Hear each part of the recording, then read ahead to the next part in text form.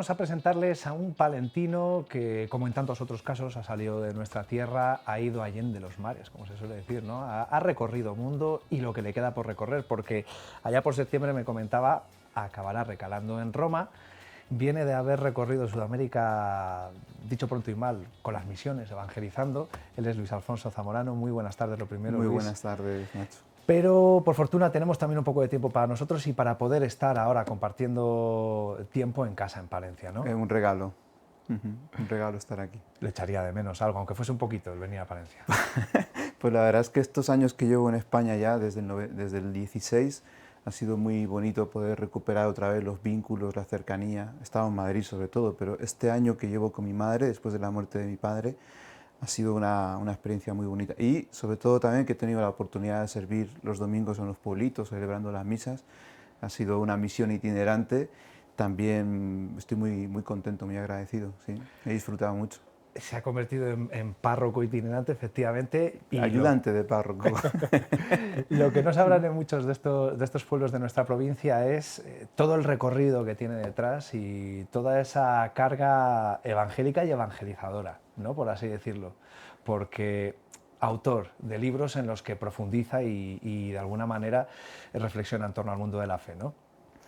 Bueno, he realizado dos libros. Uno se llama Contagiando Felicidad, y lo quise hacer para recoger la experiencia de los 20 años que había estado en Latinoamérica, sobre todo en Chile, y pues recogí como las historias más importantes a la hora de que yo había vivido esos 20 años, como una forma de hacer memoria, de agradecer, y bueno, tuvo una repercusión simpática. La verdad es que fue muy bueno. Y luego, llegando aquí a España en el 2019 con PPC, hice un libro que se llama Acompañamiento psicoespiritual a supervivientes de abusos, que tiene que ver más con un tema muy específico, que es el acompañamiento a víctimas de abuso sexual infantil, principalmente de personas que han sufrido trauma en la infancia. Y bueno, pues también ese ha sido un ámbito en el que he vivido mi servicio pastoral y mi ministerio, ¿no?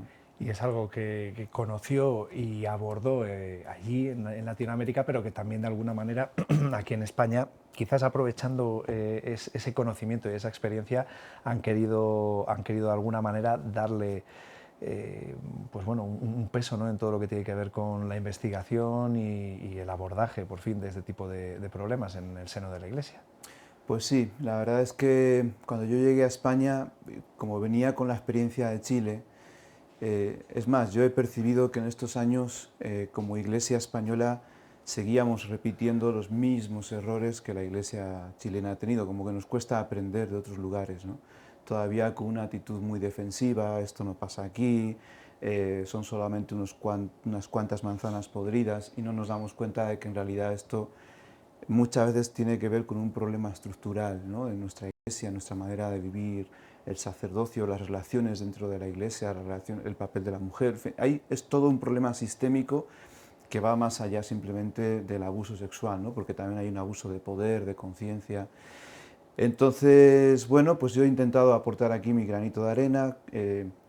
Acompaño a asociaciones de víctimas, intento pues escuchar, estar cerca de ellas y tener como ese hilo, ese vínculo con la fe, que cuando el abusador ha sido alguien cercano a Dios, un sacerdote, alguien que representa a la Iglesia, obviamente la fe queda muy maltrecha, muy mal herida. No son pocos las que la pierden, ¿no? Completamente, y eso es terrible. El daño espiritual que provoca el abuso es gravísimo. Y para quien, ya no quien lo sufre, sino quien lo conoce, como puede ser su caso. Sí. No sé si conocer este tipo de situaciones le lleva a uno a reforzar o a dudar de su fe y además de todo lo que va en torno a la fe, ¿no? Pues fíjate que a mí no me ha hecho dudar el tema de los abusos concretos que hayan podido cometer hermanos sacerdotes o catequistas, me da lo mismo, ¿no? O religiosas. No es tanto eso. Lo que más a veces me ha desencantado y me ha costado como asumir y aceptar, ya no son los abusos, sino la actitud que la Iglesia ha tenido ante las víctimas, sobre todo de parte de la jerarquía, ¿no? Y de las altas instancias de nuestra Iglesia. Y yo creo que esa actitud, como digo, defensiva, que ningunea, que trata de echar balones fuera, diciendo no, si solo es el 0,2% de la sociedad, siempre como y tú más, ¿no? Entonces esa actitud, como que no llegamos a entender el drama de lo que el abuso significa dentro de la Iglesia y que esté cometido por un consagrado o un sacerdote, ¿no? Entonces, eso es lo que tal vez, porque el Papa Francisco lo dice, pecadores sí, corruptos no.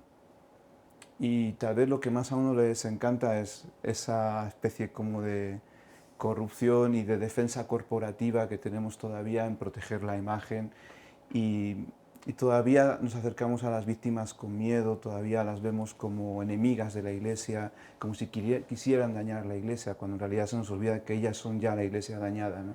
Bueno, podría decir muchas cosas, yo creo que no tenemos tiempo para Claro, no. abordarlo aquí, pero... Es verdad que parece que está cambiando de actitud, por lo menos parece que se empiezan a poner medios Sí, sí. para actuar a posteriori. No sé si hay alguna manera de intentar No, y como prevenir esas Iglesia hemos situaciones. dado pasos que ojalá muchas otras instituciones donde también se da la realidad del abuso, ojalá también las asumieran y las tomaran en serio, ¿no? Yo creo que hemos dado pasos, pero percibo que en concreto en España, si quieres que vaya al grano, por ejemplo, con la investigación de Cremades, yo creo que no ha partido bien.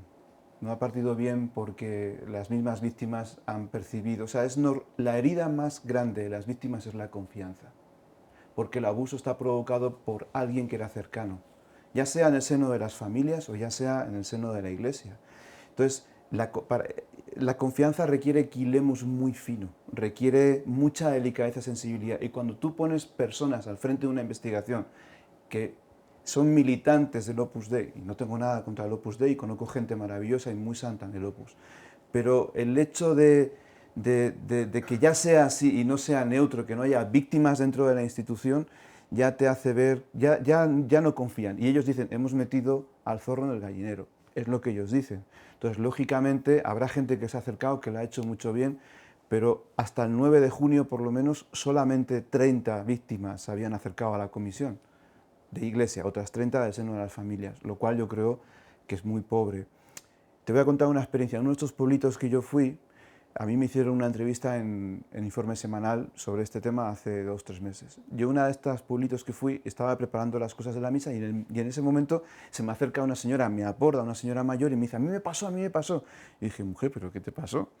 Y me dice, yo sufrí abusos, el cura abusa. Y yo dije, espérate, hablemos después tranquilamente y me cuentas, o sea, esto que me estás diciendo es muy gordo. Y quedamos para hablar. ¿Y qué fue lo que a ella le hizo romper el silencio y atreverse a hablar? Que había visto el programa, me había escuchado hablar y eso le dio la confianza. Si nosotros, por ejemplo, igual que hacemos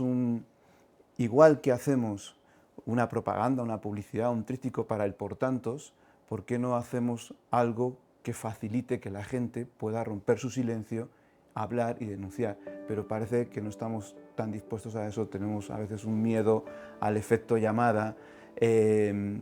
En fin, entonces yo creo que la confianza, ojalá hagan su trabajo, hay gente muy profesional y muy buena allí, no dudo de su profesionalidad, pero es lógico que las víctimas tengan una cierta desconfianza, en concreto hacia Cremades.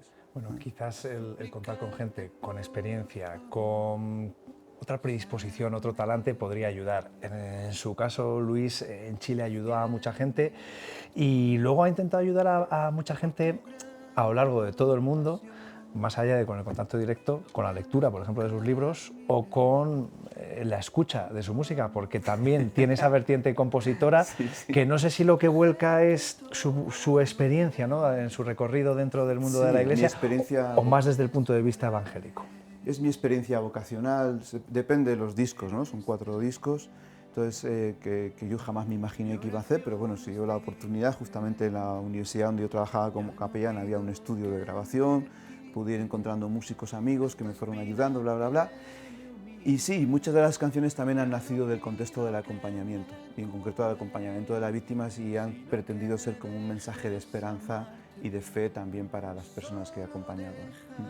Es gente a la que quizás hay que reforzar esa fe, ¿no?, dentro del mundo de la Iglesia, porque si desde dentro, por así decirlo, han sufrido ese problema, pues es más difícil, es una fe más, no sé si decir endeble o más en peligro, ¿no?